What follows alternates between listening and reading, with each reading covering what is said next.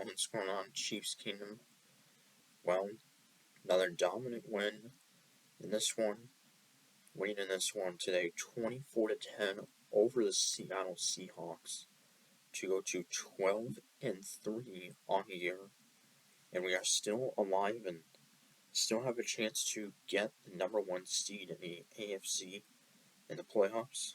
Of course, the Buffalo Bills currently have a one seed. They have it due to the Bills beating the Chiefs back in October, and yeah, but we still have a chance. And even the Cincinnati Bengals also have a chance to get the one seed. So, but yeah, our defense really just dominated in this game. Probably our defense was probably as good as it's been all year in this one. Uh,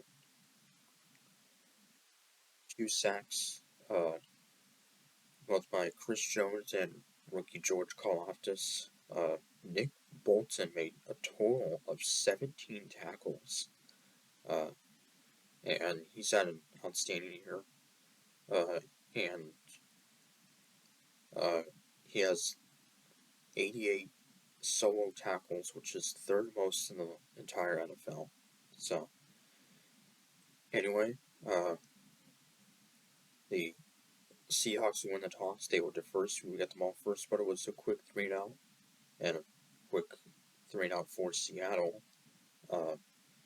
And then we would take a 7-0 lead. Kadarius Toney, an 8-yard touchdown from Mahomes to put us up 7-0. That was Toney's second touchdown of the season, of his career. He had one in Week 10 against Jacksonville.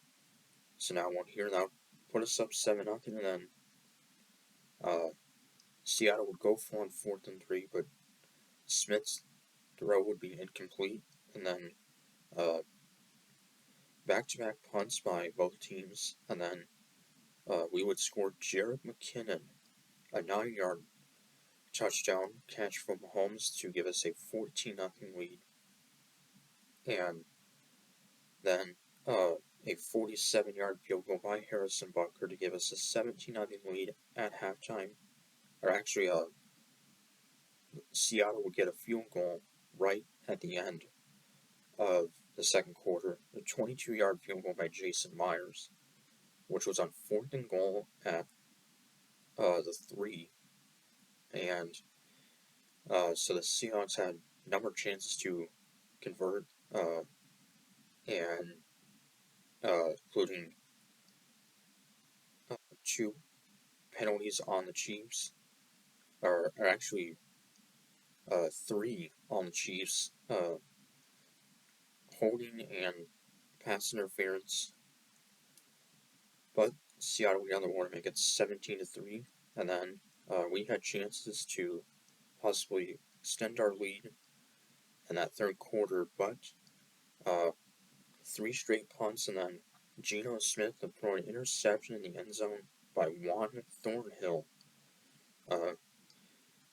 Thornhill's second interception of the season, in which he actually could have had one in the first half, if it was not for a penalty on L'Jarius Sneed, an illegal use of hands penalty.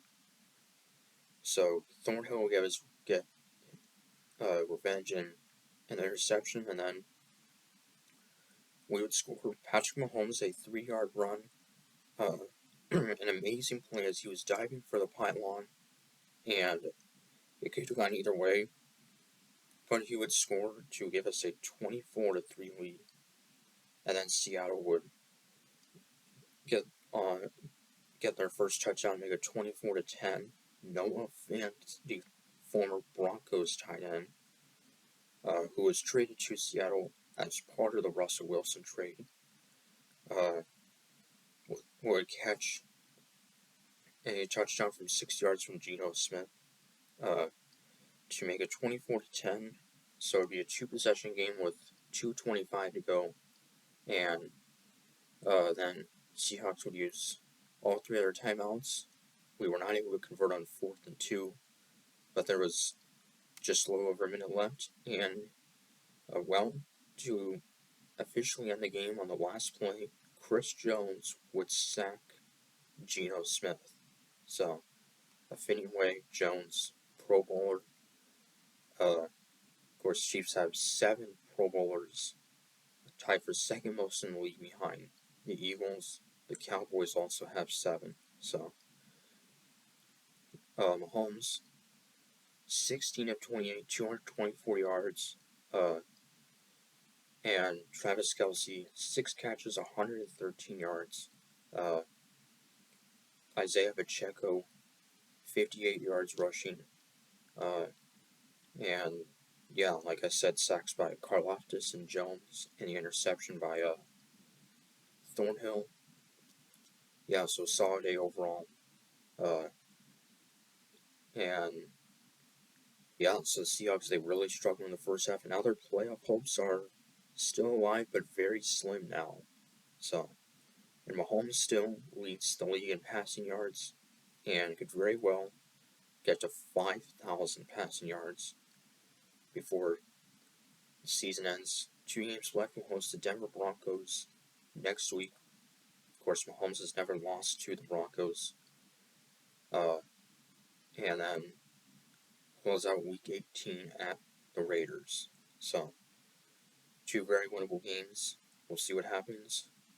So till next Sunday, on New Year's Day actually. So till then, Connor Speaker saying Merry Christmas and go Chiefs.